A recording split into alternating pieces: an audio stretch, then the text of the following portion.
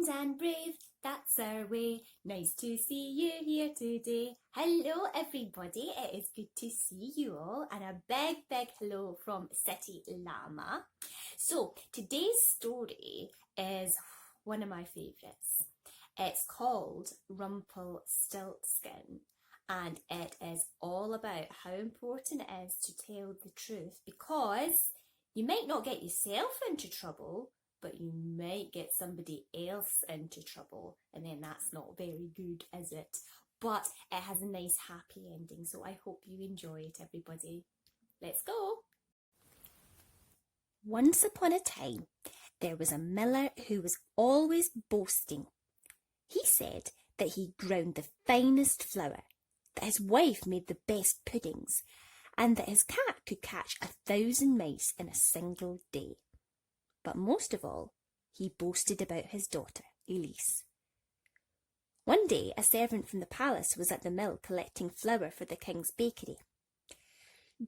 "Do you know," the miller started bragging, "my daughter isn't just the most beautiful girl in the kingdom, she's also the most clever.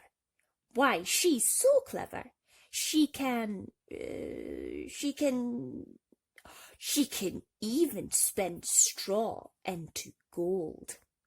The servant knew how much the young king loved gold, so that night he told him of the miller's silly boast. "Oh, nonsense," said the king. "He was just bragging. I'll teach him not to tell such lies. Send for the miller's daughter. We'll soon see if she can spin straw into gold." So the royal guards were sent to the mill to fetch her. When Elise arrived at the palace, the king led her down some dark steps to the cellars. In the corner of a small room stood a spinning wheel, a stool, and a pile of straw. "Your father says you can spin straw into gold," said the king. "Well, spin this into gold before sunset, or I'll throw your father into jail for lying." Elise tried to explain, but it was no good. The king strode out of the room and locked the door. "I can't spin straw into gold," she sobbed. "Nobody can." And she sat down on the stool and began to cry. "I can." There in front of her stood the funniest looking little man she had ever seen. He was scarcely bigger than a dwarf, with pointy ears, a red nose, and a long silky beard. His clothes were brilliant red and green, and he wore a huge floppy hat with an ostrich feather. "You can," said Elise. But how?" "Never mind how. What reward will you give me if I spin this straw into gold for you?" "Oh, anything at all." "Your lovely bracelet?" "Oh, yes, of course." So the funny little man hopped onto the stool and began to spin. In just a few minutes, he had changed the whole pile of straw into 100 bobbins of pure gold thread. "Now you must give me your bracelet," he said. Elise laughed and gave her bracelet to the dwarf, thanking him over and over again. "It's nothing. Glad to be of service." And with that, the strange little man disappeared into thin air. At sunset, when the king came back, he could not believe his eyes. But instead of thanking the girl, he locked her up overnight and would not let her go home. The next morning, he led her into a larger room. In the corner was an even bigger pile of straw, with the same spinning wheel beside it. "Spin this into straw into gold by tonight," he said as he left. He bolted the door behind him. Elise burst into tears. "Oh, what can I do? If only that wonderful little man could find me again." "Never fear, I'm already here." Elise was so relieved to see the dwarf standing there in front of her that she could hardly speak. "What will you give me if I spin all this straw into gold for you?" he asked. "Oh, anything at all."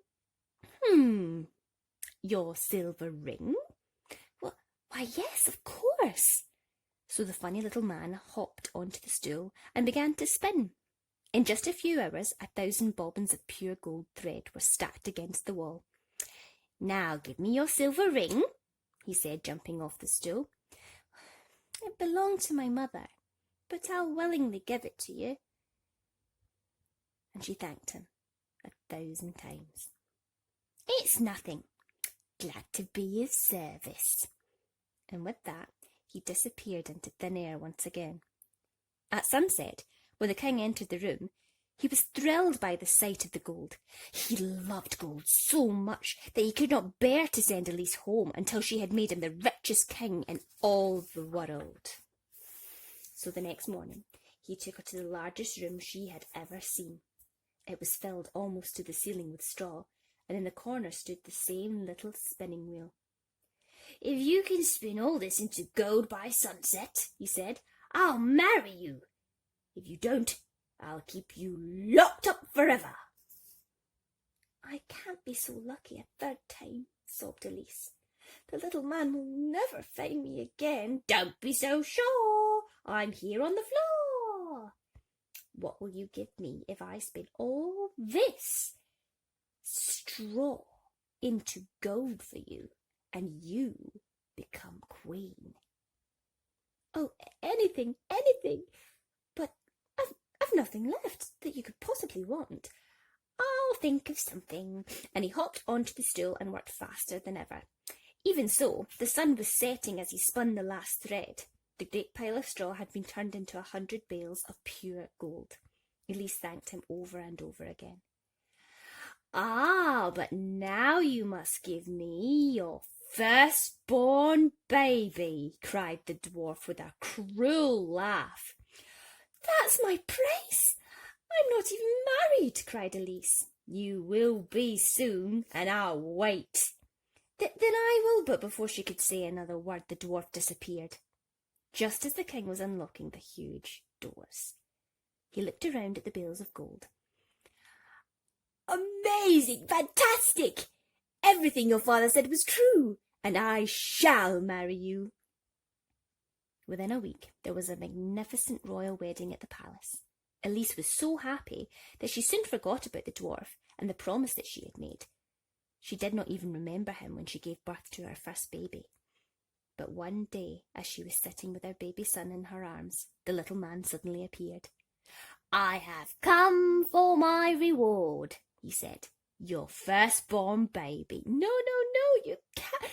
You can have anything, my crown, my palace, anything, but not my baby." I thought so," sneered the dwarf. "You don't want to keep your promise, but you will, unless you can guess my name." "Your name?" "My name. Have as many guesses as you like, but if you can't guess my name in 3 days, I'll take your baby."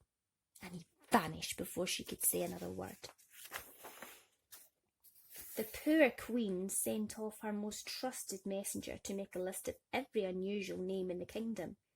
She read through all the books in the royal library, and when the little man suddenly appeared in her sitting room, she said, "Is your name Ferdinand, or Balthazar, or Engelbert, or Isambard, or Garamond, or Baskerville, or Bembo, or Gil?" No, you'll have to do better than that."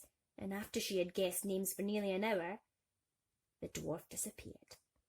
The next day she tried to think of all the silly names that a dwarf might use, and when he appeared in front of her, she said, "Are you called Knobbly Knees, or Fly-by-Night, or Hobbledehoy, or Scragbeard, Longshanks, or—" "Nothing like it. Nowhere near," cackled the little man.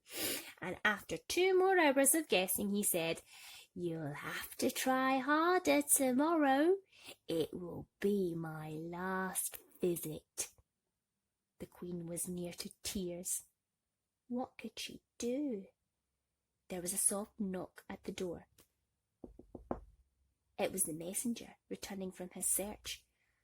"I went to the very borders of the kingdom, my lady," he said. "I asked every witch and wizard for help, but it was hopeless. Finally, I got so tired that I lay down on a hillside to sleep. When I woke, I happened to see a fire flickering through the trees, and creeping closer, I saw a funny little dwarf dancing around the fire. He kept singing over and over again, "Guess away, oh lady fine, tomorrow your baby will be mine. I'll never lose this royal game, for Rumpelstiltskin is my name." The queen gasped with joy. She gave the servant a gold ring from her own hand and thanked him 1,000 times. When the dwarf appeared the next day, he was carrying a basket to put the royal baby in. Come on, guess," he teased the queen. "Guess my name. Is your name Matthew, or Mark, or Luke, or John? Is it William, or Peter, or Nicholas, or Philip, or... No. Give in, give up. Or Brian, or Norman, or... Rumpelstiltskin?"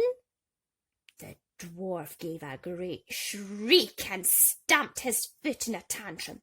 Cheat! He screamed. "It's not fair!"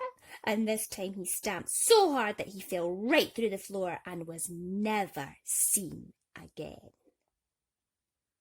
The end.